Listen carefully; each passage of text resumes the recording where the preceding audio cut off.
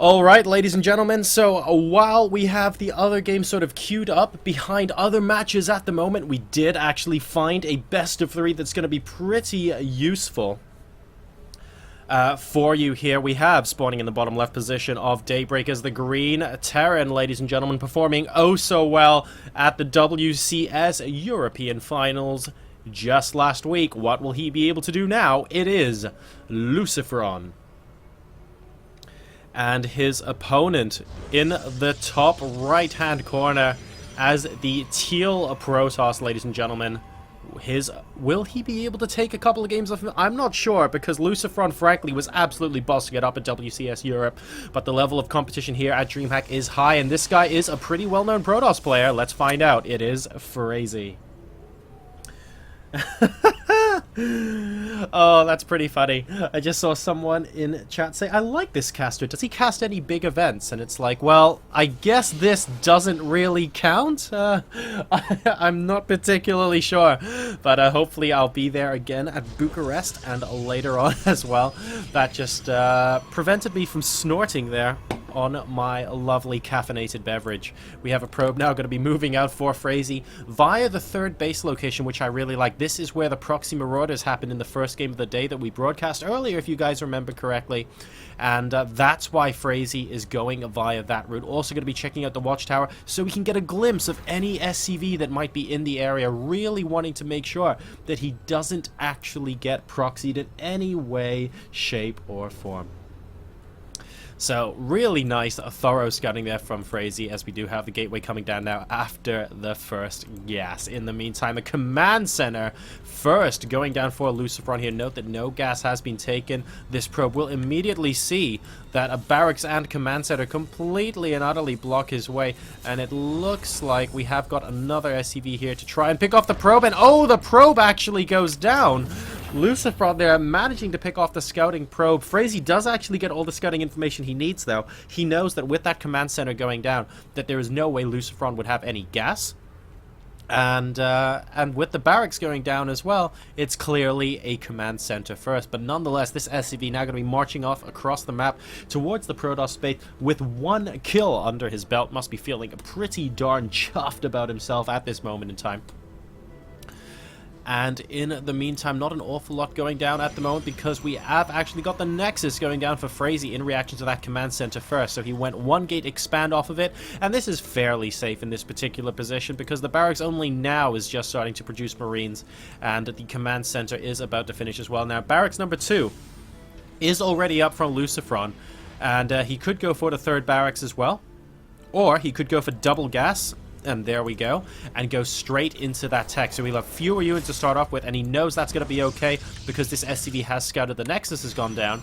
So he'll have fewer units to start off with, but he'll be able to get up to that tech a little bit faster as well. Freizy now taking his second gas.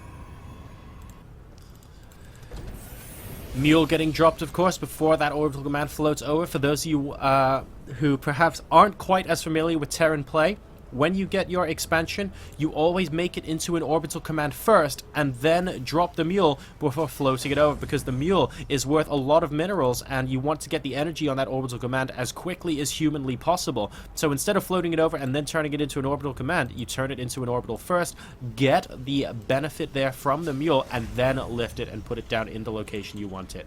And there we go. It looks like that the two barracks are indeed going to go into a fairly quick bit of tech here from LucifroN, not going for the third barracks, going to be going straight for the factory and presumably a starport afterwards to follow that up as well. In the meantime, we have got a decent number of gateways coming out now, going up to 3 of them. It looks like we're not going up to too many more at this time, so it's not necessary that we're going to see a huge gateway kind of push. I suspect we'll be seeing some tech from Freizy very, very shortly. About 150 gas now, so he could be spending it on something in just a moment, as warp gate research is about to complete.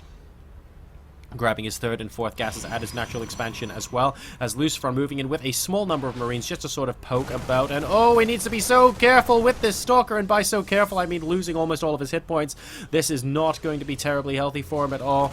Oh, so close to oh no, not the Sentry. The Sentry forced to waste its force field, and that goes down as well. All of a sudden, LucifroN in a very commanding position here, even taking out the pylon. The Stalker goes down, and the pylon powering 2 of those gateways is about to go down as well. Will it manage to warp units in? There we go. A lot of the warp gates have now completed. He has about 500 minerals, and LucifroN is looking a pretty beastie over here in the main. We have got 4 probes being taken down now. This is not great at all. We have 2 stalkers here. Why don't we see additional units being warped in from Freizy? This is not looking too healthy. He's finally going to be able to clean it up, but at what cost? 10 workers have been killed in total this particular game, and now he warps a couple more units in at the natural expansion. So 51 to 40 supply.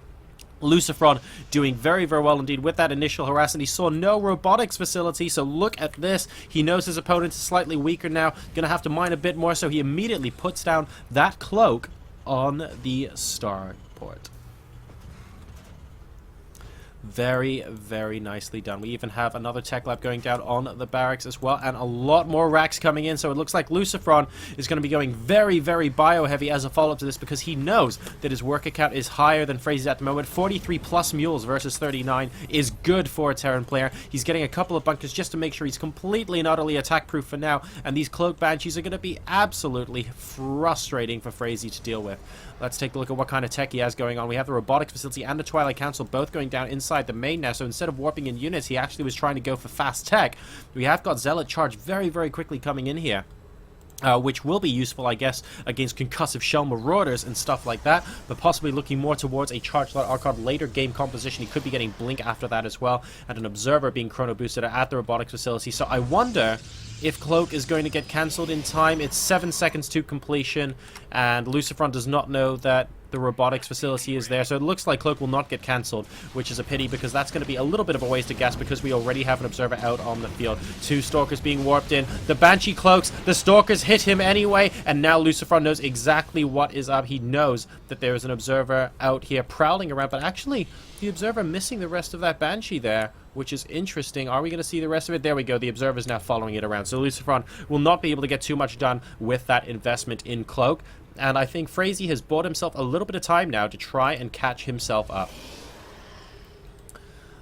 So the Stalker's just going to be patrolling there. Another observer on the way from Freizy. We're going to be chrono boosting out that ground armor level 1 and a couple more gateways going down. So we're going to be seeing a very Zealot heavy composition coming out here from our Protoss player. In the meantime, let's take a look at what is going on in the Terran base. We have got now a reactor on the starport. Going to be going for those double medevacs.